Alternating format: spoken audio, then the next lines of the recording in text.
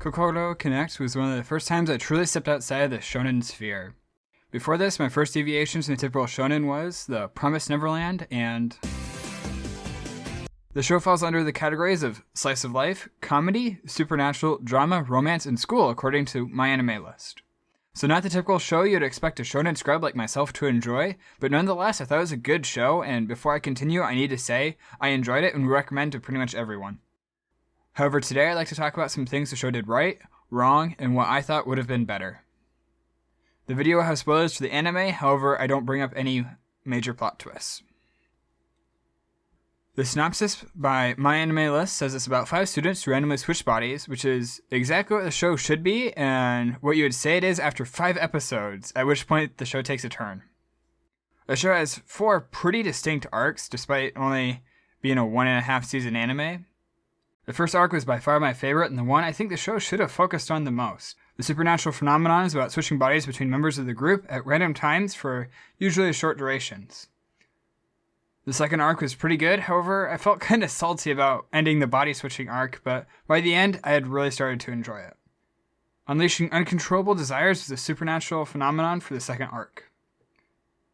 By far my least favorite arc was the third. Members of the group were turned into younger versions of themselves, spending between being a complete newborn and around 14 years of age. The final arc really works to redeem the show for me, and started to grow on me as the arc continued. The final supernatural phenomenon involves emotional thoughts being transmitted to other people in the main cast.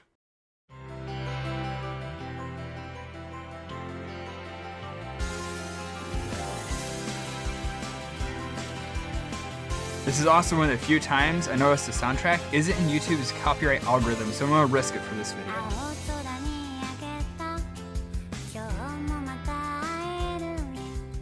It's not very often I recommend a version of the show to watch, however Kokoro Connect is one of the few shows that the English dub just sounds terrible.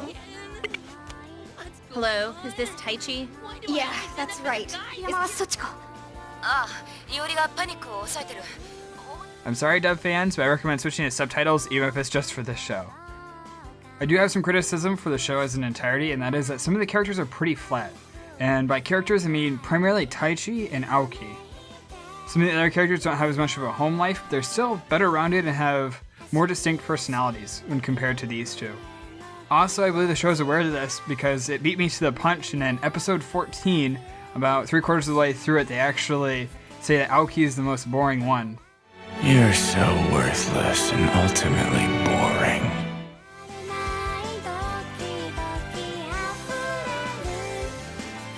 My favorite arc, and in my opinion the one which has the potential to carry the whole show, was the first. In this arc, the supernatural phenomenon set on by a heart seed, or a balloon vine depending on your subtitle author, was switching bodies at random times. On its own, this idea has been done a ton of times, however, I think the show was in a unique place to explore this idea further. I asked questions like, what if this switch happens for an entire day, or even multiple? What happens if the switch occurs rapidly and consecutively? And how does the group share information? For example, if 2 switched for an entire day, they wouldn't necessarily know where their own house is, or computer passwords or phone passwords. Yes, they could call each other, but it'd be kind of suspicious trying to log on to the computer and calling the person you switched bodies with. Do the individuals all understand each other on a more fundamental level after switching? What happens when someone dies? Most of the characters call the other characters by something unique, for the most part, and have pretty distinct personalities. This allows the viewer to pick on switches even if they aren't necessarily spelled out. So much so that I actually sent a message to my friend that I looked forward to, the time when the characters could switch rapidly, and the viewer could pick it up just on context clues. I also had the notion that someone might die. I could go on for hours with these questions, and there's something the show could have easily explored. It could have also made everyone's home life very unique. They can talk about the expectations that Yue has placed on her because her parents are rich, or they could talk about Iori being our 5th dad and her mom not being around often, and the issues that may cause. Also, Aoki and Inaba need a home life if you're going to do something like this, and they needed to flesh out Taichi's home life a little bit more other than just his little sister. And actually, right now, I can't think of a time in the show where I ever got to see his parents. The show had a lot of really good things going for it with this idea, and I think it could have made a really awesome season if we were just to continue to focus on the switching bodies idea and ask some questions like these.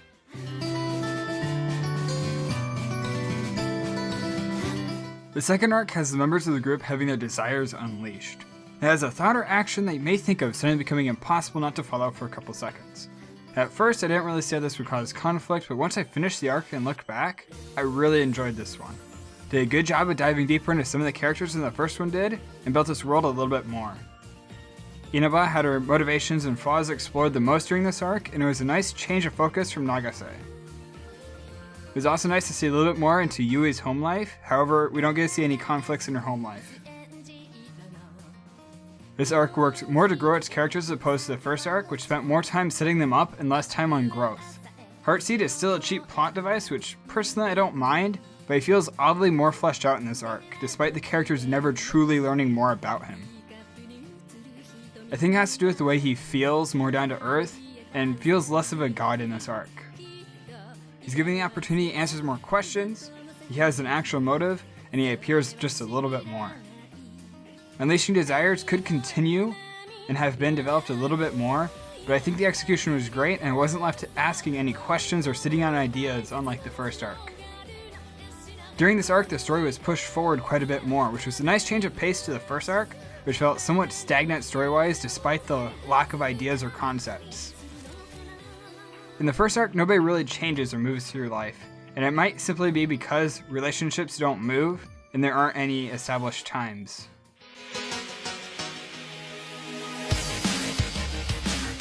The third arc, again, was by far my least favorite. A second Heartseed pops up and thinks it would be an interesting idea if, for part of the day, the members of the group were turned into younger versions of themselves. Characters were reverted to themselves somewhere between the ages of 14 and 1 or 2. When coming back to their normal self, they have all the memories and feelings from that time in their life still boldly lingering in their minds. The conflict feels kind of cheap and stems from these lingering memories. People thoughts and behaviors change all the time, so I don't know why you wouldn't expect people to have different feelings from that time as they do in the present. Nonetheless, Yui has to get upset with Aoki over past lovers. The way they got around hiding something as dramatic as someone reversing age by a couple years was to hide in a building that's about to be taken down, which feels kind of like hiding in their room when compared to the other arcs. This phenomenon didn't really have the potential to be played out at school, though, so I guess some forgiveness can be given on the execution side, but not on the side of brainstorming the phenomenon. By the end of the arc, the first Heartseed comes back and says some very nice lines, which again fleshes him out as a character a little bit more, and his choices about how he uses his powers when compared to the second Heartseed really makes him not seem like such a terrible guy.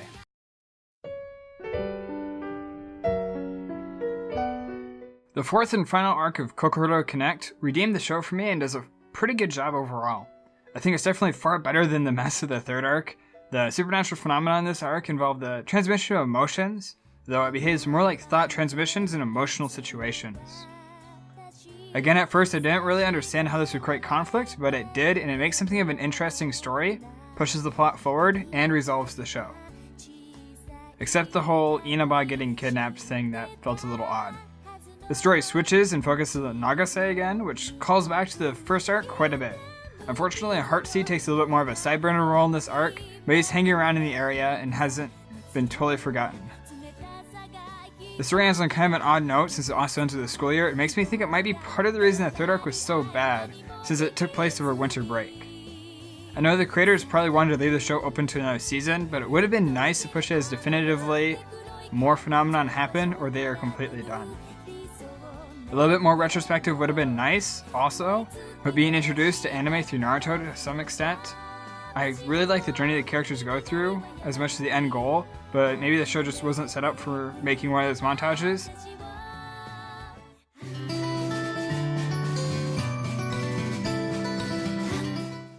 Thanks for watching. Make sure to subscribe for hopefully weekly analysis of some sort involving anime. Next week I plan on talking about why the final fight in Sword Art Online Ordinal Scale is so bad in my opinion and how to make it better. Make sure you have a good one.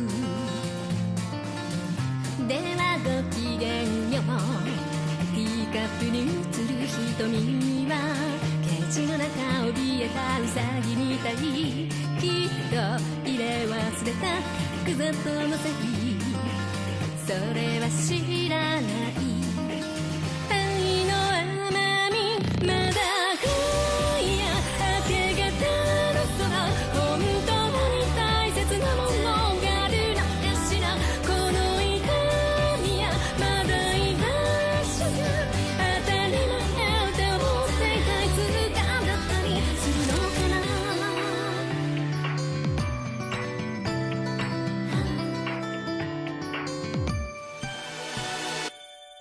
今度ひどい雨がどうかお気をつけて知らせをどうもありがとうと風に打ちづけるではごきげんよう追いかけては逃げてくまるで太陽と月と私とあなたでもきっかけが欲しいのは同じそれはやまない感情の雨もう今夜雨降りの空両手に注いだ心を確かめた遠ざかっても近づいたのありのまま傷つけ合って生きてゆくそうでしょう